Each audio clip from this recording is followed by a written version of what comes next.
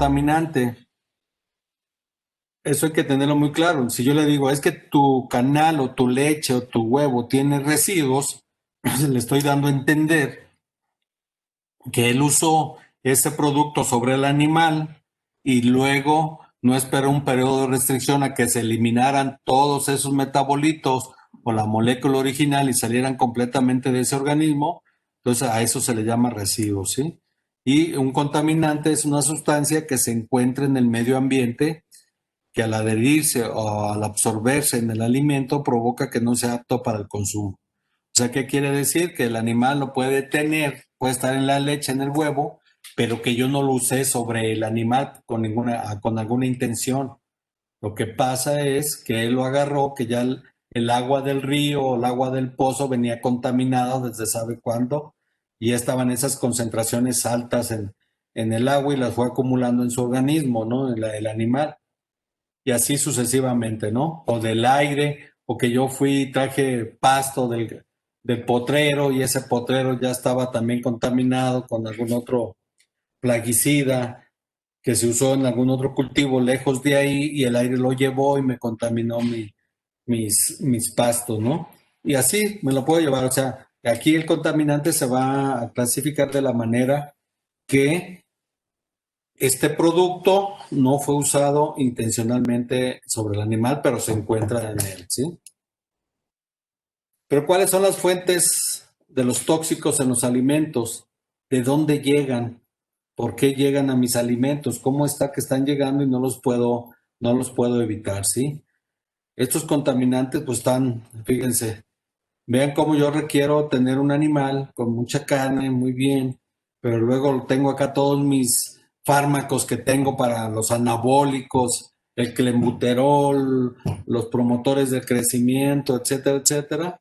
Y también cómo estoy fumigando los pastos que tal vez van a comer estos animales, o los pues ya asperjo todos estos plaguicidas con aviones que el aire se está llevando ese plaguicida lejos de donde se aplica, ¿sí? Entonces ahí tendríamos otro problema y no se diga pues de todas las emisiones de contaminantes, la industria, los automóviles, casi toda la actividad humana contamina, ¿sí? Si nosotros vamos y compramos una paleta y está envuelta en un papelito y ese papelito lo tiro y todo eso, pues ya es un contaminante, ¿no? Y así sucesivamente. Entonces, las ciudades, los contaminantes naturales, los volcanes, todas esas sustancias que se liberan cuando hace erupción un volcán, y todo así lo estamos haciendo, ¿sí? Entonces tenemos los contaminantes fijos, que son las industrias, pero tenemos los móviles, que son los autos, camiones, autobuses, motocicletas, aviones. No sé si les ha tocado ver por ahí en la ciudad autos que de tiro tienen un humo negro, blanco y contaminan un montón, ¿no? Entonces, bueno, ahí están hablando de los plaguicidas, vean cómo se le aplica, o sea, nosotros estamos diario en una constante guerra con otros organismos por el alimento, por los nutrientes, ¿sí? Y claro, los otros organismos pues son insectos, son otros mamíferos que quieren comer, pero no quieren cultivarlo, ¿no? Entonces, si no lo cultivan, nosotros no, si lo cultivamos y necesitamos cuidar. Entonces, les agregamos estas sustancias para que mueran, ¿no? Y a veces los manipulamos hasta genéticamente, los alimentos transgénicos que les llamamos, ¿no? Entonces, ahí está. Todo esto estamos compitiendo constantemente, ¿sí? Y a pesar de esto, dicen por ahí que hasta el 25% de lo que cultivamos los humanos se lo comen las plagas, ¿no? Antes era más práctico, ¿no? Era la gente sembraba, tenía su ranchito, sembraba su parcelita, lo cuidaba a mano, etcétera, etcétera, y lo que cosechaban era lo que comían. También tenían sus gallinitas así, y tenían en su ganado lechero para la leche y sus cerditos, todo era un ranchito muy en forma, pero era de autoconsumo. Conforme fueron creciendo las ciudades y se fueron formando pueblos y luego ciudades, etcétera, etcétera, esa gente ya no tuvo dónde cultivar, entonces se empezaron a crear esas grandes extensiones de terrenos para sembrar y que estamos deforestando todavía los bosques para tener más superficie para sembrar, para alimentar más gente, para que esa gente esté sana, y si está sana, pues se le antoja producir más gente, ¿sí? Entonces, bueno, es un cuento, va a ser un cuento de nunca acabar, ¿no? Y claro, el origen de los tóxicos en los alimentos son cuatro principalmente, ¿no? Los naturales, los tóxicos naturales, que quiere decir que hay vegetales que propiamente son tóxicos. Los frijoles son tóxicos, tienen ácido cianhídrico en su estructura, ¿sí? O sea, eso es parte de su estructura. Y los cereales, las leguminosas, hay muchos tóxicos en las plantas, ¿sí? Las bebidas estimulantes, las antivitaminas, proteínas, péptidos, aminoácidos, todo eso las plantas lo tienen y por eso a veces los consumimos, ¿no? Los famosos test que para que quitan el cólico, los que te curan, etcétera, etcétera. La herbolaria funciona muy bien y es porque tiene ciertos principios tóxicos. Esos no los podemos nosotros evitar. No los podemos evitar porque necesitamos comernos eso, ¿sí? Entonces, pero ¿qué pasa? Nosotros no nos los comemos crudos, algunos, otros sí. Las frutas sí, las verduras hay que cocinarlas. Entonces, este proceso tecnológico hace que se desaparezca o que disminuya la concentración de este tóxico en mi alimento y pues ya lo consumo, ¿no? Los frijoles después de cocinarlos dejan de tener el ácido cianhídrico o el cianuro, ¿sí? Las papas y todo eso también son tóxicas, ¿sí? Y tenemos la otra fuente que son los intencionales. Esos intencionales son los que yo le agrego a mi alimento para darle algún sabor o conservarlo más, sí, tenerlo más tiempo de almacén, aumentar, sí. Y tenemos pues que son los conservadores, colorantes, potencializadores, antioxidantes, saborizantes, aromatizantes, edulcorantes, estabilizantes, nitratos, minerales, emulsificantes, clarificantes, secuestrantes, gomas, disolventes, antiespumantes, enzimas, vitaminas, nitritos, acidurantes y así me puedo ir, ¿sí? Si tienen ustedes ahorita en su mano algún paquete de galletas, alguno de papas fritas, ¿sí? Si tienen a su mano, vean nomás lo que dice la etiqueta, ¿no? Vean la formulación para que vean cuántos saborizantes tienen, que a veces ni nos imaginamos. Pues claro, yo tengo que conservar más mis alimentos y le tengo que poner esos conservadores y todas estas sustancias para que su vida de anaquel crezca y me lo pueda hacer, ¿no? Las maruchan, todos esos enlatados, sí, que les quitan, que los ponen en una situación anaerobia, o sea, exentos de oxígeno y así sucesivamente, ¿no? Así nos la llevamos y entonces todos esos se les llama intencionales. ¿Cuál es la ventaja de estos? Bueno, que yo sé la dosis o la concentración que le estoy agregando a mi alimento y con esto pues yo sé que son concentraciones que son relativamente inocuas para la salud, o sea que no causan daño, pero tenemos a las personas que todo comen enlatado, ¿sí? Que comen mucho enlatado, regularmente uno pues se come un atún de vez en cuando, unas galletitas por ahí, pero hay muchas personas que puro enlatado, si comen o puro empaquetado, y ahí se están exponiendo mucho a estas sustancias, ¿sí?